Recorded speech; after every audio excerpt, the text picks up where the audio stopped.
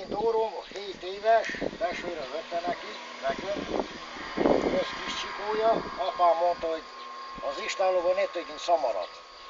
Ez nem szamár, ez jó, ez öreg. Ez öreg, Uram mondta, hogy köszönöm a testvéremnek, hívtánom, ha hazagyen a testvérem, így szóval meg passzol. Vegyen és speditert nekem. Ha nem úgy a komsia? Így van, így van. Vegyen speditert, ha nem, akkor fölteszem a széket és én beadom neki. A kancának. Na, adtak már 900 eurót érte, mi nem adjuk oda, ugye Dóró? Nem, hát.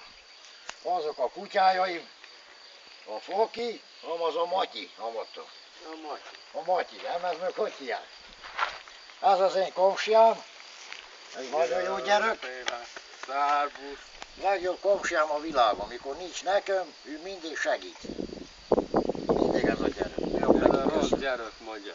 Egyszer mindig veszekszünk, de kibégyülünk. Jó gyerek.